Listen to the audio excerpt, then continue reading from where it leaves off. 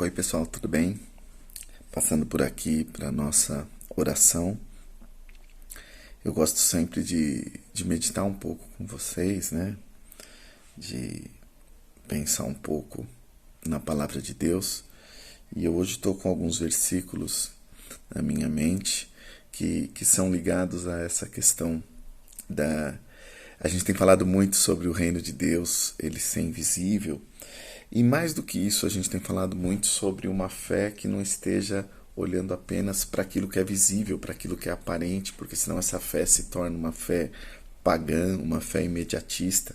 Eu estava conversando até com a pastora Ana e falando um pouco sobre isso, como muitas vezes essa fé que é oferecida muitas vezes pelos púlpitos hoje, por muitas igrejas, acaba não sendo a resposta nos dias maus, porque as pessoas buscam a Deus para alcançar as coisas, fazendo com que Deus seja o meio e as coisas sejam o fim.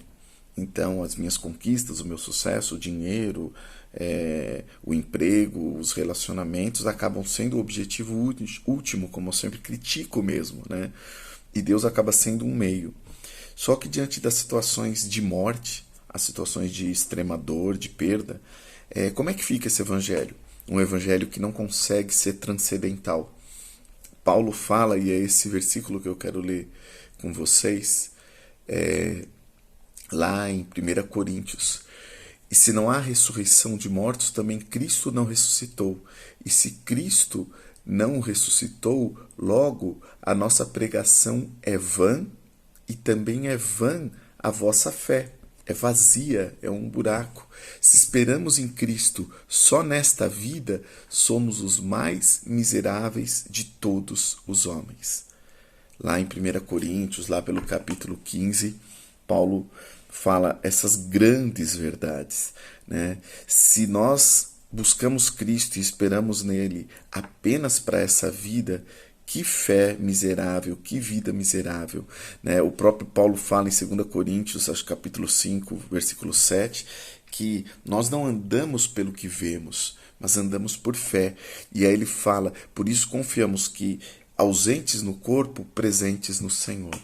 Ou a gente consegue entender que a nossa fé é transcendental e que a cruz de Cristo nos torna transcendentais. Quando eu falo transcendente, cara, é que a gente sai dessa dimensão e vai para outra.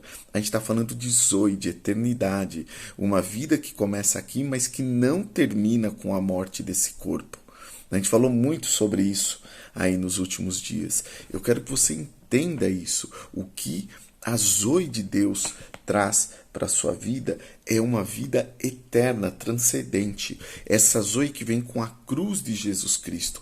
Quando Jesus diz para o ladrão na cruz, ainda hoje estará comigo no paraíso, ele está dando para aquele ladrão, para aquele pecador, para aquele criminoso que estava morrendo ali na cruz, ele está dando zoe para ele.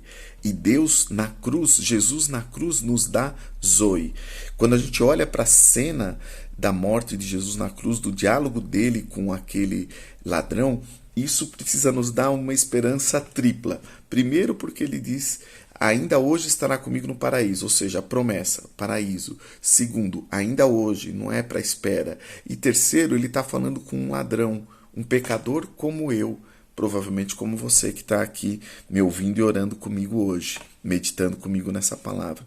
O que eu quero dizer é que a nossa fé na cruz de Jesus Cristo, ela precisa ser transcendental. Ela não pode simplesmente pensar nos benefícios, e há benefícios, claro, na nossa fé para essa vida, mas ela tem que buscar o governo de Deus, o reino de Deus, para que haja em nós uma zoe de eternidade, uma motivação de eternidade. Ou, como Paulo bem declara aqui em 1 Coríntios, no capítulo 15, a nossa fé é vazia. Que miserável que é a fé e a vida daqueles que olham para Jesus Cristo apenas pensando no benefício imediato. Mas se você olha para a cruz de Jesus Cristo e entende que Ele é a ressurreição e a vida, nada vai poder te separar do amor de Deus. Diante dos momentos de morte, de luto, de perda, que você tenha uma fé transcendental, que você entenda que para nós o viver é Cristo e o morrer é ganho. Ganho porque eu tenho a certeza de que eu simplesmente passo pela morte. A morte é um portal, mas eu vou viver a eternidade no colo, nos braços do Pai. Não uma eternidade chata, repetitiva, cansativa ou impessoal. Não, uma eternidade onde eu sou o Silvio, onde eu vou ganhar um novo nome, mas eu tenho consciência de quem eu fui, com quem eu convivi e agora eu me relaciono eternamente, em plenitude de vida, de alegria, sem choro, sem dor, sem lágrimas, sem a corrupção desse corpo, mas vivendo na glória com o Pai, com o Filho, com o Espírito Santo, com os meus amigos, com você, com os meus irmãos, na eterna bodas do Cordeiro. Que a sua fé, nesses tempos de pandemia, em tempos de tantas centenas de milhares de mortes, que a sua fé não seja miserável, mas seja uma fé transcendente na eternidade. Eu oro para que o seu coração se encha hoje dessa fé, que o teu coração se encha hoje da alegria dessa esperança de eternidade, que é tão viva, é mais presente do que a realidade presente, a realidade material, e que com isso você possa se consolar e consolar muitos com essa promessa de que aqueles que partiram tenham a certeza de que ainda hoje estarão com Jesus no paraíso. Amém? Deus te abençoe e te dê uma noite repleta de esperança e uma vida repleta de certeza de eternidade. Amém.